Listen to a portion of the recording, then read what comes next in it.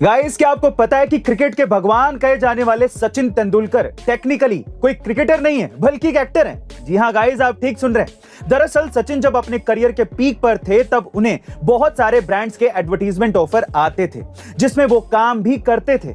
वहीं वो इस बात से भी अच्छी तरह से वाकिफ थे कि इंडिया में एक आर्टिस्ट को क्रिकेटर की तुलना में कम इनकम टैक्स भरना पड़ता है। बस इसी वजह से उन्होंने खुद को एक्टर बताया। लेकिन जब यह मामला कोर्ट में पहुंचा तो उन्होंने अपना पक्ष रखते हुए बताया कि वो जिन ब्रांड्स के लिए काम करते हैं वो उन ब्रांड्स के लिए बतौर क्रिकेटर नहीं बल्कि बतौर एक्टर काम करते हैं और उनके इनकम टैक्स का ज्यादातर हिस्सा एडवर्टीजमेंट से ही आता है। कोर्ट सचिन तेंदुलकर की इस बात से बहुत अच्छी तरीके से सहमत भी हुआ और वो केस जीत भी गए। वैसे गाइस, आपको सचिन तेंदुलकर का कौन सा रूप ज्यादा पसंद है, क्रिकेटर का या एक्टर का? कमेंट सेक्शन में जरूर लिखिएगा। गाइस, क्या आपने कभी काक भुसुंडी के बारे में सुना है? जी हाँ गाइस, ऐसा कहा जाता है कि वो भगवान राम के सबसे बड़े भक्तों में से एक थे और उन्हें यह वरदान था कि वो समय और स्थान के बाहर जा सकते थे, जिसे आइंस्टाइन ने अपनी थ्योरी ऑफ रिलेटिविटी में स्पेस टाइम भी कहा है।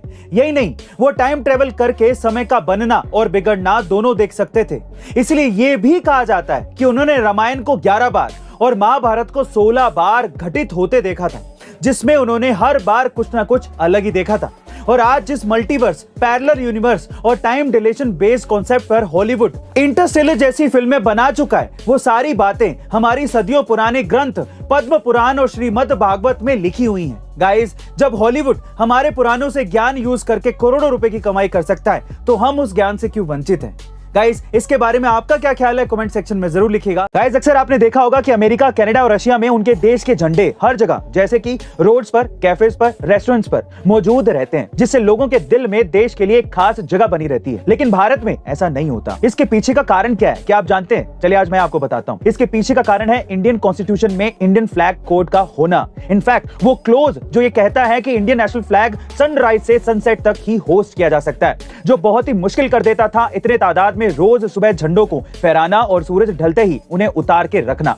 लेकिन गाइस, अब सेंट्रल गवर्नमेंट ने इस नियम में बदलाव कर दिए हैं, जिसके अनुसार हम खुले आसमान में अपने घरों, दफ्तरों पर रोज बिना किसी स्पेशल ओकेजन के भी सुबह से रात तक झंडा फहरा सकते हैं। और यह कहना गलत नहीं होगा कि आज इन्हीं बदलावों के कारण ही पूरे देश भर में हर घर तिरंगा अभियान इतना सक्सेसफुल हो पाया है। जैसा कि आप सब जानते हैं कि इंडिया के वॉरेन बफेट और बिग बुल जैसे नामों से मशहूर स्टॉक इन्वेस्टर राकेश झुनझुनवाला जी अब हमारे बीच नहीं रहे।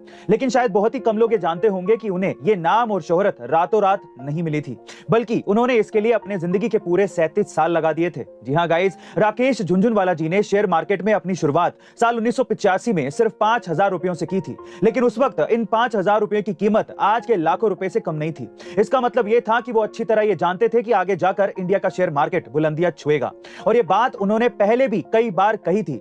वहीं पीएम नरेंद्र मोदी के साथ हुई एक बैठक में भी उन्होंने कहा था कि इंडिया का टाइम आ चुका है, और शायद यही वजह थी कि उन्होंने सिर्फ शेयर मार्केट से ही 40,000 करोड़ रुपए से भी ज्यादा की संपत्ति बना ली थी। गाइस, आज भले ही राकेश झुनझुनवाला जी हमारे बीच नहीं रहे, लेकिन वो असल में इंडिया के बिग बुल थे। Thank you sir for teaching us real lessons of share market. Rest in peace.